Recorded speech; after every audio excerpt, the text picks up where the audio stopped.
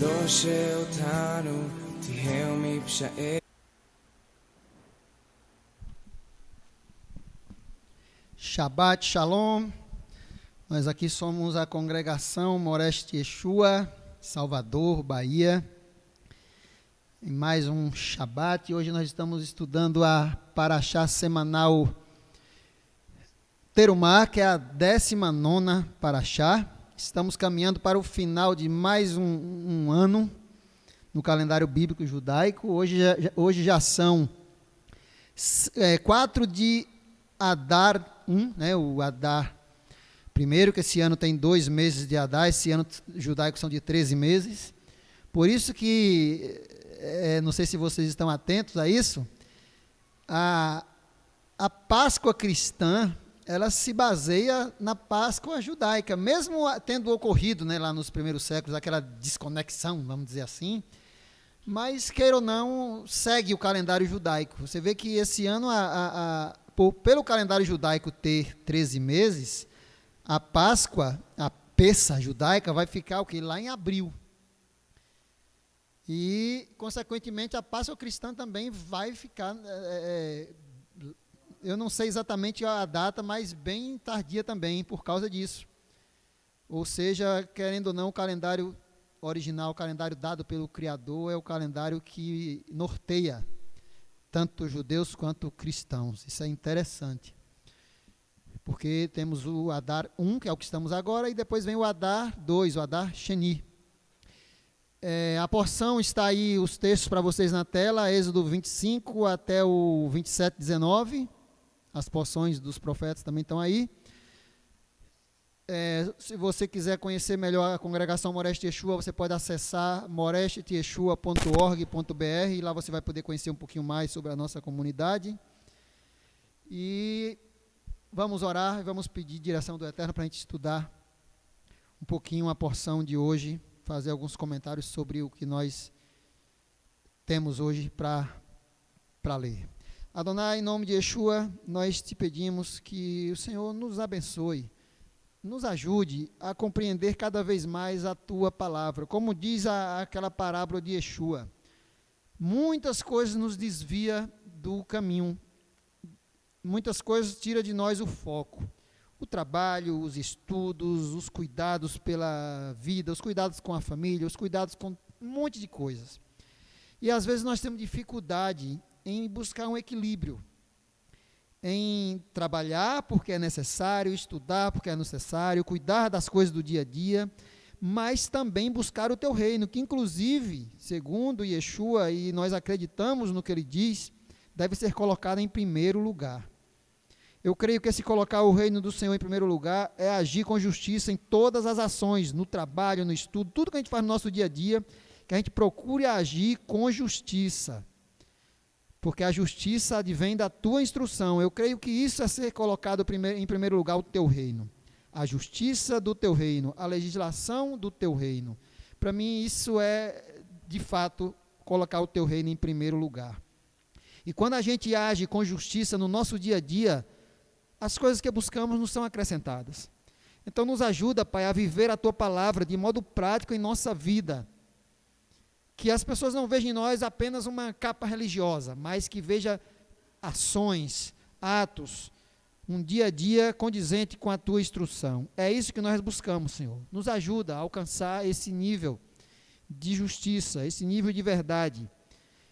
Que quando Yeshua chegar, ele olhe e possa nos ver como cidadãos do reino e nos colocar à sua direita.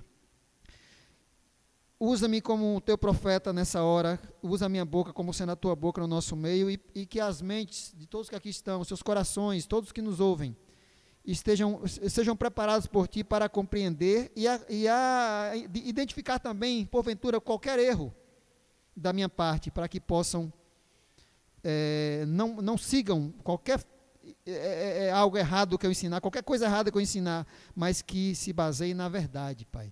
E a tua palavra é a verdade.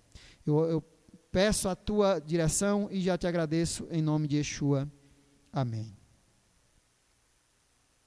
Irmãos, essa Parashá Terumá, que é traduzida normalmente como oferta, vejam que eu coloquei aqui com uma imagem muito legal do Mishkan, essa imagem que está aí, ela não é do Mishkan original, até mesmo porque não existia fotografia na época, né?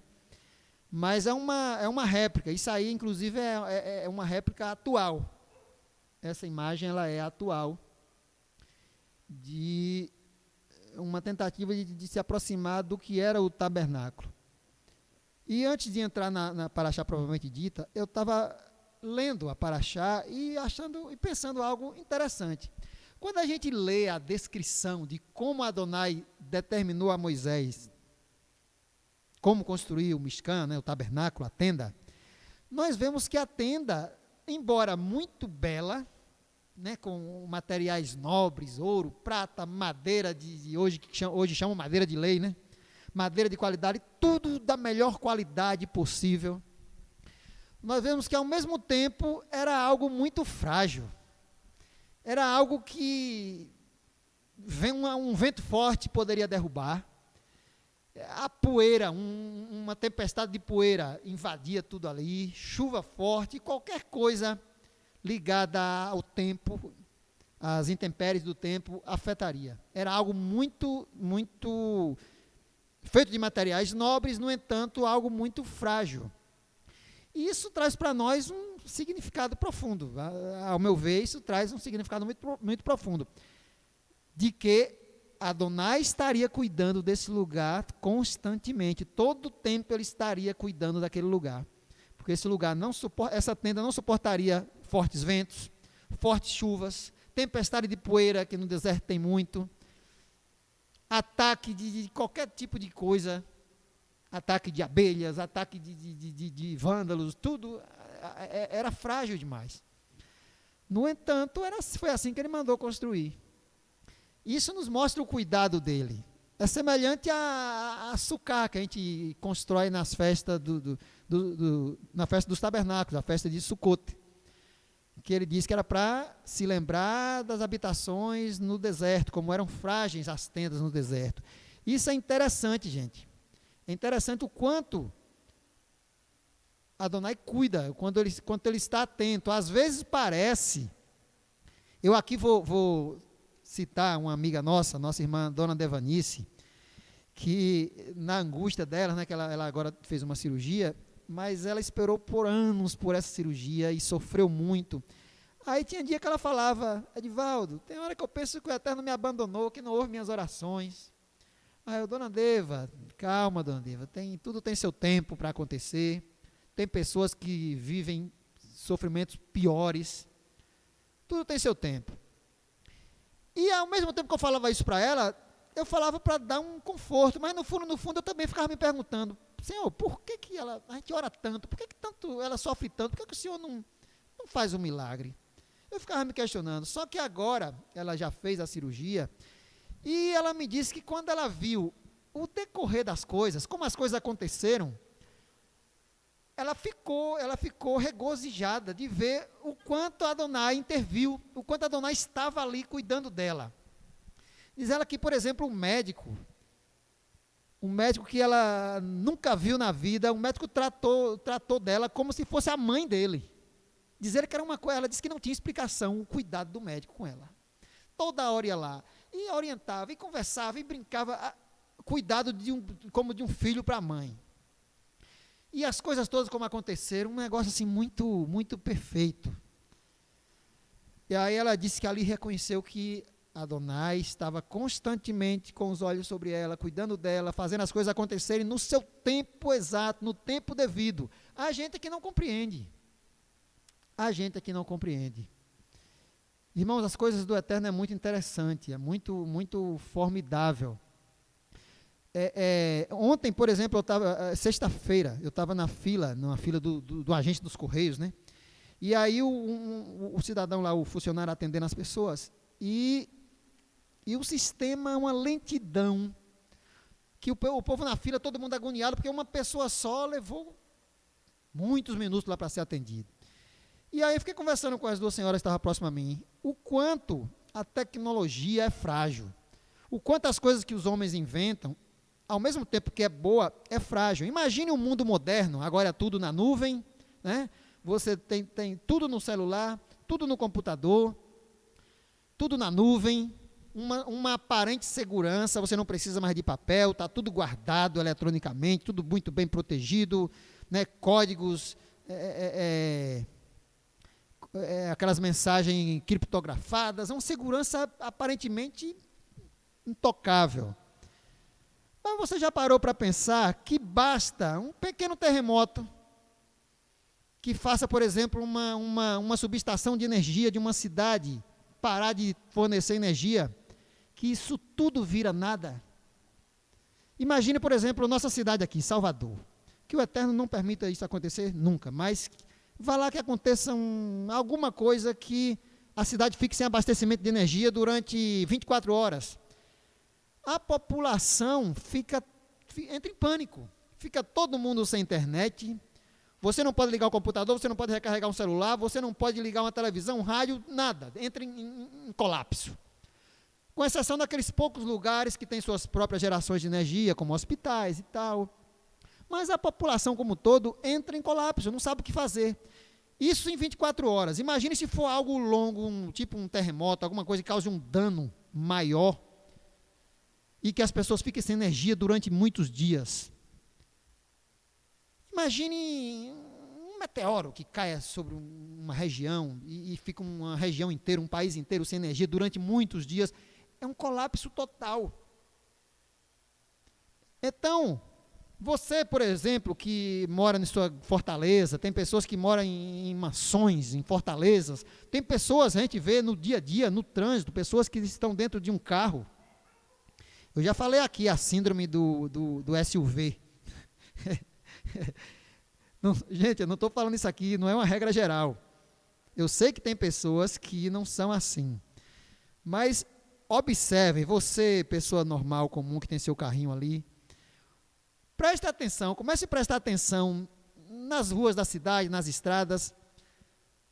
Os motoristas, os donos de veículos SUV e caminhonetes grandes, carros potentes, um grande percentual dessas pessoas demonstram o ego que tem dentro de si através do carro que tem. Por que eu digo isso? Preste atenção vocês nisso aqui. Quando você estiver no trânsito, comece a observar esse detalhe.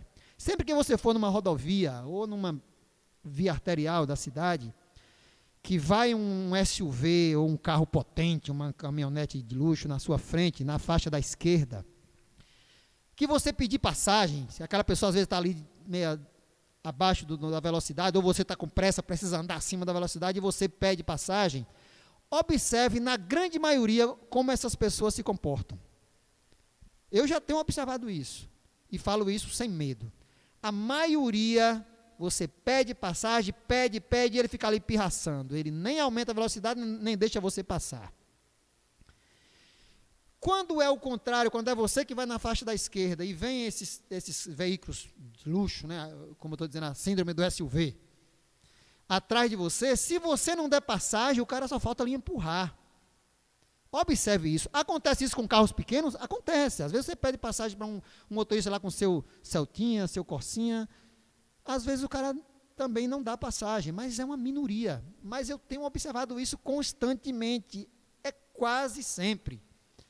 Quem tem os seus carrões não se impõe, acha que é se humilhar, ter que abrir para a esquerda e dar passagem a quem está pedindo a passagem lá com o seu carrinho pequeno.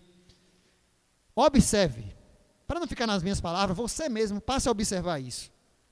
Ou seja, muitas vezes a pessoa coloca ali o seu ego. O ego dela é grande, ela precisa de um carro compatível com o ego. Isso não é regra. Eu conheço pessoas que têm carros bons, carros grandes, carros de luxo e não são assim, né? Mas uma maioria é. A mesma coisa é com a casa, é com um monte de coisa. Tem pessoas que se acham. Mas voltando ao ponto que eu queria. Tem pessoas que quando estão dentro desses carros, parece que elas estão dentro de uma bolha e que o mundo lá fora não é o seu mundo. Mas esquece de quando vem um alagamento, algo gigante, a sua nave espacial vai ser afetada igual o carrinho pequeno velho do seu lado. Quando vem uma tragédia, um tsunami, algo do tipo, o que é atingido primeiro? Aquelas mansões das beiras de praia, de regiões litorâneas, são as primeiras a ser atingidas. Então, Vocês, eu digo isso aqui, não para quem está me ouvindo agora, eu creio que não, mas talvez depois na internet alguém possa nos ouvir e faça parte dessa parcela de pessoas do ego grande. Não adianta ter esse ego tão inflado, porque diante do que se chama da natureza, né, do poder do Criador, todos nós somos pequenos. Todos nós somos pequenos. Sem o cuidado de Adonai, como ele tinha lá no deserto com essa tenda tão frágil, e ele cuidava. Sem esse cuidado, você pode estar dentro do seu carro, igual uma nave espacial, dentro da sua mansão, do seu palácio, do seu castelo. Se vier algo para destruí-lo, não adianta. Sem a proteção divina, nada vai adiantar. Nada vai adiantar. Mas vamos seguir. Um rápido resumo dessa paraxá. Essa paraxá Terumá, ela não tem nem o que resumir. O resumo é só um breve comentário. Ela aborda sobre as ofertas para a construção do Mishkan, do tabernáculo, e seus utensílios, bem como as suas formas e modelos. Adonai manda Moisés pedir ao povo para trazer oferta voluntária. O texto é bem claro, aquele que sentiu o coração movido para isso, não pode ser por constrangimento. As Escrituras, a Torá, em todo momento, não pede nada que seja além do que é voluntário. É por isso que nós sempre dizemos aqui, se você é forçado a dar alguma coisa, se você é forçado a ofertar alguma coisa, a sua oferta para Adonai já não tem mais valor. Ela vai apenas satisfazer ganâncias humanas, vontades humanas, mas não agrada a Adonai. Para ele só serve o que é voluntário, aquilo que você faz por livre e espontânea vontade. É essa oferta que tem valor, seja ela qual for. Quando é algo forçado, não faz sentido mais. Ele aborda sobre pedir para as pessoas trazer essas ofertas voluntárias, mostra a Moisés os utensílios que teriam que ser feitos para o templo e como seriam feitos, quais os modelos que ele deveria seguir, e nós vemos que era um modelo de algo que existe em uma outra dimensão, foi mostrado a Moisés, para Moisés construir semelhante ao modelo que foi mostrado. Irmãos, olha só, a oferta versus ofertante. Diante de tudo isso que nós estamos conversando, eu queria fazer esses comentários, a oferta e o ofertante. Olha só, Israel começa a existir, de fato, como nação e como sociedade organizada, a partir do momento que recebe o Código de Leis, né, chamado de Torá, ou que também se chama hoje de Pentateuco, para nortear todas as suas relações. Repetindo, Israel só passa a ser uma nação de fato organizada, um povo organizado, quando recebe um código de leis ali no Sinai, e esse código norteia todas as relações interpessoais, né, de uma pessoa para outra. Nós vemos também que norteia, de certa forma, as relações intrapessoais, ou seja, de você consigo mesmo, suas emoções, e até as relações com outras nações.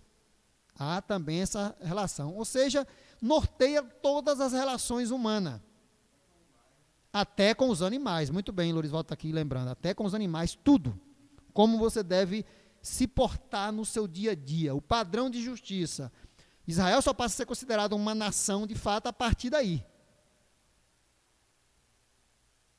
É importante notar que após a entrega, né, eu costumo chamar de espinha dorsal da Torá, que são os Aseret Hadbrot, né, as 10 palavras, conhecido como os 10 mandamentos. Após a entrega desses 10 mandamentos ali no Monte Sinai, e antes de dar as orientações para a construção do templo, Adonai apresenta a porção, o que veio a ser chamada de porção Mishpatim, que nós estudamos a semana passada. Nós vemos que entre o episódio do Sinai, entre a entrega da Torá, que está lá em Êxodo capítulo 20, e a Paraxá Terumá, que é essa que começa a falar das ofertas para a construção do Mishkan, entre uma coisa e outra, o que é que tem? A Paraxá Mishpatim, que é exatamente estatutos. uma série de requisitos, né? A Parashá Mishpatim apresenta uma série de leis, uma série de princípios de como o povo de Israel deveria se comportar nas suas relações. Uma série de requisitos necessários para uma relação justa entre as pessoas de uma sociedade organizada. Irmãos, olha que coisa interessante. Ele dá a instrução principal ali no Monte Sinai, e antes de orientar Moisés de como construir o Mishkan, o tabernáculo, ele dá um código ali, os princípios principais, fundamentais, para o povo viver em harmonia, respeito um ao outro, respeito aos animais, o mínimo ali necessário para que as pessoas vivessem em harmonia. O que é que nós aprendemos com isso? Isso nos ensina que mais importante do que se comportar como um bonzinho e doar tudo que tudo que se acha necessário para que o nosso próximo precisa, ou seja, mais importante do que ofertar, mais importante do que abençoar as pessoas com oferta, com aquilo que elas precisam naquele momento, que você acha que elas precisam, mais importante do que isso é tratá-la com respeito e justiça, pois é a falta desses princípios básicos que faz surgir os problemas da sociedade. Por que é que existem pessoas pobres, pessoas passando fome? Por que é que existe toda a desordem, coisas ruins, mazelas que o mundo está cheio? Porque em algum momento a sociedade falhou no respeito para umas com as outras, na justiça. Essa semana nós vimos muito na televisão, né? Por exemplo, um grande empresário, né, que de tão rico que ele vai tirar uma ponte lá para poder o iate dele passar e depois colocar a ponte. E o homem, colocar a ponte de volta. E o homem está lá entre os mais ricos do mundo, se eu não me engano, acho que entre os 5 mais ricos do mundo. Recentemente saiu a reportagem de que durante a pandemia de coronavírus, que parece que os 10 mais ricos do mundo dobraram suas riquezas. E, ao mesmo tempo que São Paulo, por exemplo, o número de moradores de rua, não digo que dobrou, porque eu não sei agora, não me lembro do valor exato, mas aumentou de um modo absurdo. Ou seja, o que é isso aí? Falta de justiça. Pessoas ganhando demais, explorando mão de obras alheia, pagando pouco a seus funcionários para ganhar demais.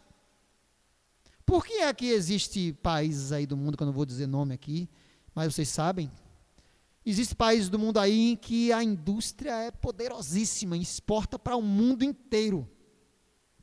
Quando você vai ver de perto, por que é que grandes empresas, grandes indústrias vão para lá? Para explorar a mão de obra barata.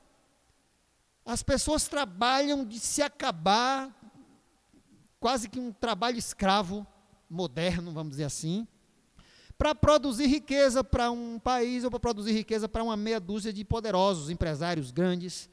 Ou seja, o desrespeito para com o direito do outro, a injustiça para com o outro produz o quê? Produz pobreza, produz miséria, produz divisão, produz tudo isso. Então, irmãos, por que Adonai, antes de pedir ao povo para ofertar, ele dá códigos de éticas, de respeito, de justiça? Porque ele sabe que é mais importante. É aquilo que o profeta Samuel falou. Mais importante é obedecer do que sacrificar. Isso aqui nós vemos que Adonai se preocupa mais com a justiça no sentido horizontal do que no sentido vertical. O que é que eu quero dizer com isso? Aquilo que Yeshua ensinou. Se você, por exemplo, como Yeshua deu esse exemplo, os homens desonravam o pai e a mãe, para com o recurso que ele ia honrar o pai e a mãe, honrar o Criador. E Yeshua disse que não servia para nada. Para ele, se ele deixava de honrar o pai e a mãe para honrar Adonai, ele não estava honrando nem a um nem ao outro.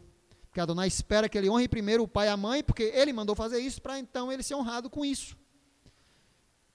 Então, irmãos, não adianta. Eu aqui não vou citar nomes, mas uma vez, já falei disso aqui, eu fico por dentro, eu fico revoltado com umas hipocrisias que a gente vê no mundo, no nosso país principalmente. Agora virou moda na televisão, nos meios de comunicação, só se falar de racismo estrutural, né? Agora com essa polarização política que existe no nosso país e até no mundo, mas vamos falar do Brasil, se fala muito do racismo estrutural, que X político é racista, que tal pessoa é racista, que todo mundo é racista. Mas certos canais de televisão, poderosos no nosso país, se põem agora como bonzinhos, que amante do negro, amante do pobre, amante das minorias, hipócritas.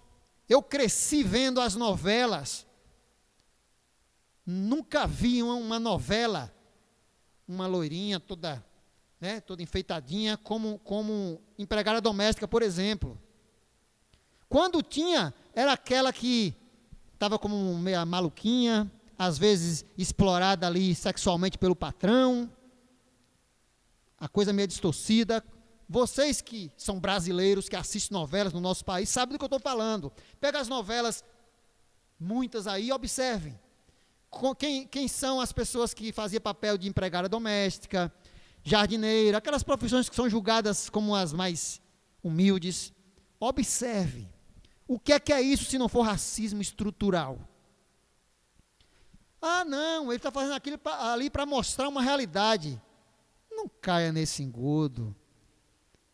Não caia nesse engano que não é. É só você olhar o contexto da novela e você vai ver que aquilo ali é racismo estrutural na raiz, sutil. Sempre colocando o pobre, o negro, quem quer que ele, o de baixo estudo, sei lá, sempre nas piores profissões, sempre nos piores lugares, semeando isso. Olha, eles são dignos disso, eles são dignos desse tipo de profissão. Raramente você via essas pessoas em cargos altos, como doutores, juízes, essas coisas altas, nas novelas. Ou seja, eles durante décadas e décadas, eles semearam a divisão, semearam o racismo, isso é que eu considero racismo estrutural. Depois que eles plantam e que a coisa brota, agora eles vêm querer dizer que o fruto foi semeado por outros. Está entendendo? Eles semeiam o mal, semeiam o racismo, planta. Depois que isso vira uma grande plantação e começa a dar frutos, agora eles vêm dizer querer colocar na mente dos incautos que isso está sendo plantado por pessoas hoje, quando na verdade eles plantaram no passado e agora a sociedade colhe os frutos, e eles pegam esses frutos e quer colocar na conta de outros. Hipócritas, isso é hipocrisia pura. Se você acha que eu estou enganado, pega as novelas famosas do Brasil e vá assistir para você ver. Será que só eu que via isso? Só eu que via isso? Acho que não.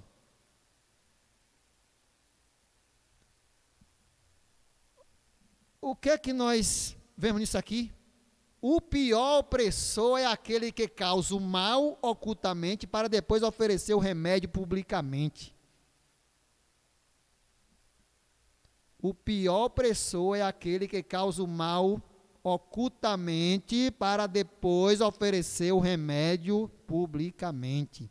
É aquela máxima que existe aí, que eu não vou dizer nome de segmento nenhum, mas vocês sabem mais ou menos do que eu me refiro. Gerar o caos para depois trazer a ordem. A ordem através do caos. Talvez estejam querendo se assemelhar ao Criador, porque lá no princípio houve isso, né? Mas havia um caos de fato e o Criador trouxe de fato ordem. Mas esses segmentos, as pessoas que querem trazer ordem através do caos, elas só trazem mais caos. Planta o mal de um modo meio que escondidinhos ali, para depois oferecer a solução e sair como bonzinhos. É isso que nós estamos vendo aí. Cria um problema e depois traz a suposta solução para saírem de bonzinhos, de pessoas boas. Vocês, canais de televisões poderosos do nosso país, vocês podem enganar muitos, mas a mim, a muitos que eu conheço, vocês não enganam. Vocês são os causadores do racismo estrutural, como vocês falam, no nosso país. Vocês plantaram e agora querem colocar na conta de outros. O mal, um câncer, por exemplo, quando ele estoura um tumor, ele não nasceu de uma noite para o dia, não. Quando alguém aparece com um tumor de câncer, por exemplo, é consequência de coisas de muitos anos atrás. E aí vai acumulando, acumulando, vai crescendo, crescendo, chega uma hora que aquilo estoura, vem à tona. Então, o que nós vemos hoje em relação a racismo, em relação a divisões, a tudo de mal que há, vem sendo plantado há muito tempo, exposto nas televisões aí de modo escancarado. E agora que a coisa está dando fruto, não, é culpa desses que estão vindo publicamente, às vezes se comportam com frases absurdas. Vocês plantaram isso e agora vocês querem pousar de bonzinhos. Vocês são hipócritas. Não adianta plantar o mal ocultamente para depois oferecer a solução. É igual aquele empresário que tira o couro do seu funcionário, pagando mão de obra barata demais, o pobrezinho se acabando de trabalhar, não consegue sequer alimentar a sua família, quando chega no Natal, uma cesta de Natal. Toma aqui uma cesta de Natal para agradar seus filhos, sua esposa, mas durante o ano inteiro, tratou como escravo, pagando mal. No nosso país a gente vê aí pessoas que trabalham em diversas áreas, que coletam o lixo da cidade, que se não fosse eles a cidade estava imunda. Pessoas aí que estão em hospitais trabalhando duramente como técnicos de enfermagem, auxiliares, essas pessoas que falta energia não, né? Pessoas de diversas áreas desse país que trabalham, dão um duro terrível e ganha mixaria. Aí quando chega no final do ano, uma cesta básica, um negocinho, um presentinho, pensando que engana as pessoas. Vocês estão aqui,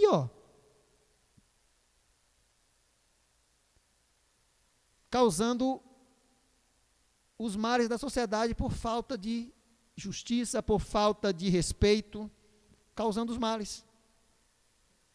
Querendo para os outros o que não quer para si próprio. Como a gente está vendo agora aí, recentemente, 2 escândalos, né? Eu considero como escândalos. Não vou citar nomes, porque se a gente citar, você sabe como é, né? A gente tem medo até de ser processado hoje por qualquer coisa que a gente fala. Mas pessoas que querem impor sobre os filhos dos outros algo que não quer para os seus. Impõe como obrigatoriedade, quer impor como obrigatoriedade para os filhos dos outros, mas para os seus não. Ô hipócrita, se teu filho é melhor do que o dos outros, teu filho, por que tu quer poupar o dos outros, o teu, e quer que os outros recebam que tu não quer que os teus filhos, não quer para os teus filhos e quer para os dos outros? É a máxima de Yeshua. Não queira para você, para os outros, o que você não quer para si próprio, parafraseando Yeshua. Se o mundo observasse apenas uma frase dessa de Yeshua, o mundo seria outro, seria próximo de um paraíso. Não farás para os outros aquilo que não quer para ti próprio, parafraseando novamente. Se a humanidade seguisse apenas essa frase de Yeshua, o mundo seria próximo de um paraíso. E continuando, terumá, oferta. Shemot, Êxodo 25:3. Esta é a oferta que deles recebereis: ouro, prata e cobre, e peles de carneiro, e vai seguindo, só coisas caras. A oferta que Adonai pede aqui ao povo de Israel é só coisas das mais nobres possíveis, coisas mais caras. Ouro e prata era tanto que era a moeda da época. Você pesava a prata ali para pagar alguma coisa. Ele pedia as coisas mais caras possíveis. Eram coisas de alto valor. Aí fica a pergunta: ofertando para quem já tem muito, ou para quem já tem tudo. Adonai tem tudo, é o dono de tudo, não precisa de nada. Mas ele está pedindo a oferta ali para o povo levar para construir aquele Miscan. Aí vem o comentário, né, que não tem como a gente não fazer.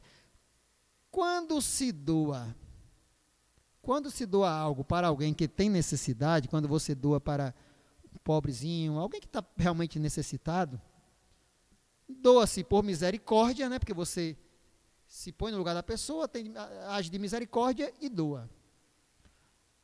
Ou por pena, que é aquela palavra meia ruinzinha para o mesmo sentimento. Mas, e quando se doa para alguém que já tem tudo e não tem falta de nada? Por exemplo, eu conheço pessoas que vai no médico, aí o médico atende tão bem, que aí na próxima vez que ela vai, ela leva uma galinha de presente, é o pobrezinho, né? Leva uma abóbora, leva uma melancia. Eu vi muito isso, já vi muito isso acontecer. INSS, a pessoa está lá se acabando, não consegue se aposentar, e tem um funcionário lá que usa de misericórdia, atende direitinho, atende da forma que todos deveriam atender. Aí o pobrezinho fica tão grato, que sabendo que aquela pessoa não precisa de nada, tem tudo que ela, né, que ela necessita, mas ela vai lá e leva aquele pouquinho que ela tem, pega uma galinha, pega uma melancia, e leva, não para comprar a pessoa, mas para agradecer. É a forma que ela encontra de expressar sua gratidão. Né? Isso é bonito. O que é que essa pessoa está fazendo? Está ofertando para alguém que não precisa de nada, já tem tudo. Então, a meu ver, existem 3 formas de oferta. 3 maneiras de ofertar. Ou se doa por bajulação, né, quando você doa para alguém que não precisa, a pessoa já tem tudo e você quer doar algo, quer ofertar algo. Ou você doa por bajulação, visando algo em troca, ou seja, o cara é o chefe daquilo ali, o cara é o poderoso, eu vou agradar, porque na hora que eu precisar dele, ele vai se lembrar da oferta que eu dei. Ele vai me tratar melhor e tal. Ou seja, buscando algo em troca, ou bajulação. Às vezes a pessoa nem ama, a outra nem gosta, mas porque a pessoa está no topo, está em evidência, aí fica levando presentes, tem muito isso, né? Para poder, né, se mostrar como amiga, como boa. No dia que a pessoa sai daquele cargo, o ofertante esquece. Ou seja, não estava ali porque por quem a pessoa é de fato, mas sim pelo que a pessoa estava sendo naquele momento. Outra forma é por medo, para comprar a bondade ou o favor. Lembra quando Jacó levou o presente para Esaú? Por medo, para tentar diminuir ali a fúria de Esaú. Ou por amor verdadeiro, gratidão, sem esperar nada em troca. É o caso do pobrezinho que eu falei, que vai nosso irmão aqui, que vem aqui constantemente, vocês sabem quem é, médico. Ele falou isso para mim, de pessoas que, pobrezinha, que não tem nada, mas quando recebe um atendimento bem dado, a pessoa se vê tão grata, que leva o pouquinho que tem, leva alguma coisa de presente, a pessoa, o médico resiste para não receber, a pessoa insiste, porque é a forma dela de agradecer. Ela é tão grata por ter sido tratada bem, por ter sido tratada com justiça. É o que eu citei agora, que acontece também em INSS, vários órgãos que geralmente as pessoas tratam mal, com frieza. Que a gente sabe que em muitos órgãos públicos as pessoas acham que quem está vindo ali está pedindo favor, e aí trata. Eu aqui aproveito e faço até uma crítica, por exemplo, a gente chega aqui em alguns órgãos na nossa cidade, órgãos públicos. Eu ia citar nome, mas vou frear, não vou citar o nome não. Mas tem órgãos aqui na nossa cidade que você chega lá para fazer pagando por um serviço e você é tratado como um cachorro, parece que você está ali pedindo um favor, se humilhando. E aí quando essas pessoas pobrezinhas recebem um tratamento digno, alguém trata com amor, com cuidado, como é o caso do nosso irmão, um amigo, o médico daqui, a pessoa faz isso. Já recebeu aquilo que precisava, mas a gratidão é tão grande, o amor verdadeiro, a gratidão verdadeira, vai lá e a pessoa leva a oferta, leva um presente, sem esperar nada em troca. Ou seja, não existe aí aquele princípio que a Torá fala de proibir o presente, não. Aí é por gratidão. É belo e maravilhoso. A pessoa não foi coagida a nada. Ela recebeu aquilo que precisava de um modo tão bem feito, tão honesto e justo, que ela se sentiu no desejo, o amor moveu o coração dela para ofertar algo. Adonai espera isso também. Por isso que ele diz, voluntariamente, sem ser constrangido a nada. Se eu chego aqui para vocês, olha irmãos, amanhã nós vamos fazer uma festa aqui, traga tal coisa, quem não trouxer não vai participar. Já era, não tem sentido mais nenhum. É por isso que a gente sempre diz aqui, olha, quem puder, traga tal coisa, por exemplo, a gente fazer o nosso banquete, mas quem não puder, venha do mesmo jeito. Porque se você é obrigado, já não tem mais graça, já não tem mais sentido. Porque é ou por bajulação, visando algo em troca, ou é por medo, buscando algum favor, ou é por gratidão e amor verdadeiro. Essa é a forma verdadeira de ofertar. Aqueles que eu falei agora há pouco, que escraviza o funcionário, paga mixaria, enriquece em cima dos seus funcionários, como a gente sabe que o mundo está cheio disso. E quando chega lá no Natal, em épocas especiais, dá a cesta básica, o presentinho, esse aí já, na minha opinião, já é um quarto modo. É aquela tentando reparar, sabe que oprime a pessoa e tenta dar uma reparadinha, igual o velho ditado da barata, né? Morde e depois assopra para dar aquela tapeadinha. Só que vem o novo ano e aí volta a agir da mesma forma. É assim, irmãos, infelizmente. É assim que as coisas funcionam, infelizmente. E me farão um santuário e habitarei no meio deles. Acho que Êxodo 25, versículo 8, se eu não estiver enganado. Ou é o versículo 9. E me farão um santuário e habitarei no meio deles. O santuário é feito, nós vemos aqui que, de acordo com o que Adonai pede para o povo, fica claro que o santuário foi feito em parceria com o povo. Adonai deu a planta, deu o modelo, o povo trazia tudo e era construído o tabernáculo. Uma parceria. Depois, até os ingredientes, como o azeite, a oferta, tudo, o tabernáculo, sem a presença do povo, não funcionava. Nem a luz que simbolizava a presença divina acendia, nada. Ou seja, era uma parceria. E quem não é parceiro dessa construção é como um estranho. O estranho, aquele que visita e vai embora. O visitante não permanece, é só passageiro, está de passagem. É por isso, irmãos, que a gente sempre fala que é necessário um pouco mais de empenho, é necessário vestir a camisa, como se diz no popular, vestir a camisa. É porque, o que é vestir a camisa? Vestir a camisa é que para você jogar, por exemplo, uma partida de futebol, você tem que vestir a camisa do time. A partir do momento que você veste a camisa do time, você vai ter que jogar em favor daquele time. Você não pode vestir a camisa de um time e jogar a favor do outro. Quando você veste a camisa, você se torna o quê? Um parceiro. Você trabalha junto. E aí você não é passageiro, você permanece. No reino de Adonai é assim. Se a gente não fizer parte dessa parceria, a gente é só um visitante, é só um passageiro. Quando Adonai vier, quando Yeshua vier buscar os da sua casa, vai levar só os da casa. Os que são só passageiros não vai estar ali, vai ficar.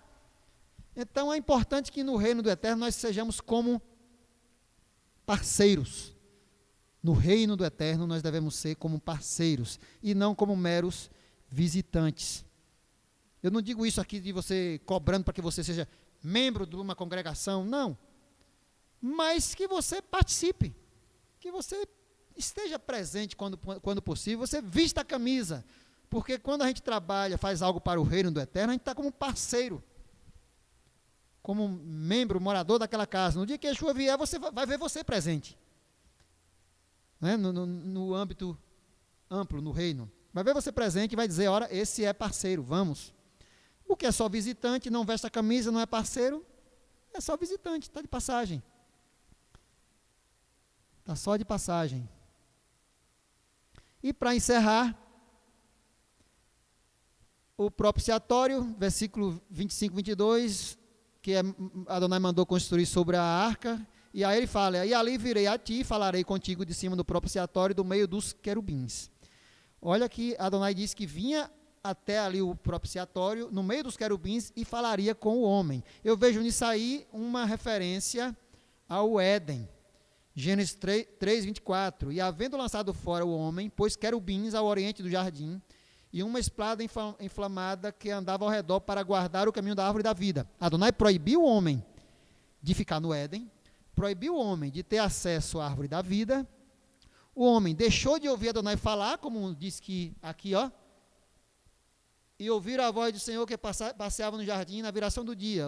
Ele estava ali constantemente falando com o homem. Tudo isso foi tirado. Mas Adonai, pela sua misericórdia, permitiu que, pelo menos uma vez no ano, viesse o sacerdote e do meio dos querubins, ou seja, um simbolismo daqueles querubins que impedia o homem de ter acesso à árvore da vida, do meio dos querubins aqui, simbolizando aqueles, o homem pudesse vir naquele mesmo lugar e, pela misericórdia dele, ouvir a voz dele, que os querubins impediam os homens de se aproximarem da árvore da vida, de se aproximarem do Éden, de ouvir o Eterno. Aí aqui ele abre essa brecha. Ó, vou permitir que vocês tenham esse gostinho de ouvir a minha voz de novo. No meio dos querubins, os querubins não vão matar vocês, desde que faça a coisa do modo correto. Gente, isso é fantástico. Isso é fantástico. Eu vejo esse simbolismo aqui. Por isso que para a árvore da vida. A Torá que simboliza a árvore da vida. Então, irmãos, é interessante. Não queira achar, então eu posso construir imagem de escultura e prestar culto, porque lá mandou fazer 2 querubins. Não tem nada a ver. Os querubins aqui têm outro simbolismo. O simbolismo é esse. E ficava num local que só o sacerdote entrava e ninguém mais. Não queira usar isso como artifício para construir ídolos que não encaixa. E o parorete, o véu. Parorete, isso aqui também é chamado de parorete, que é um símbolo do véu, que separava o Santíssimo Lugar do lugar santo. Ou seja, o tabernáculo tinha um lugar santo. Por que é santo? Separado dos demais. E tinha o santo dos santos, ou seja, aquele que é separado do que já é separado do comum. É um nível maior de separação, de santidade. Aí ele diz em 26:31, Êxodo 26:31, pendurarás o véu debaixo dos cochetes e trarás para lá a arca do testemunho, para dentro do véu. Olha só, o véu vos fará separação entre o santo lugar e o santo dos santos. Aí quando vem Yeshua, quando Yeshua morre, cumpre a sua tarefa que ele veio para cumprir no mundo, o que acontece com esse véu? Mateus 27:51.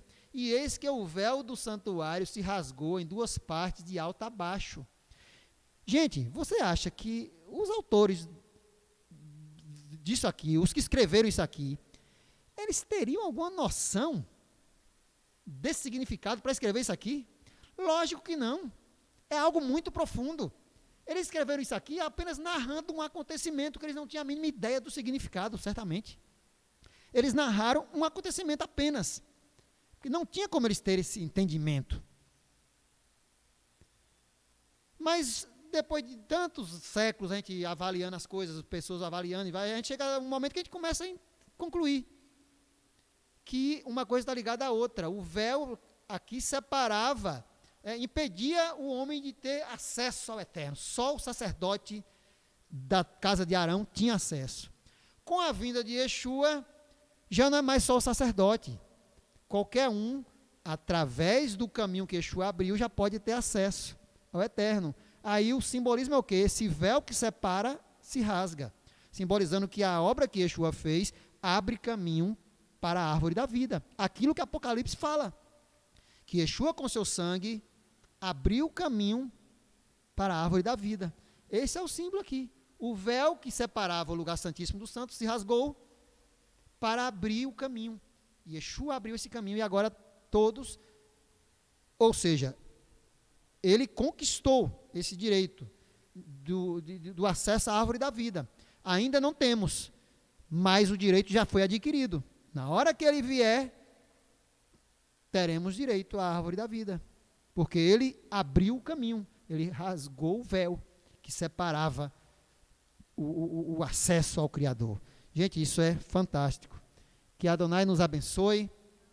Fiquem de pé e recebam a bênção do Eterno.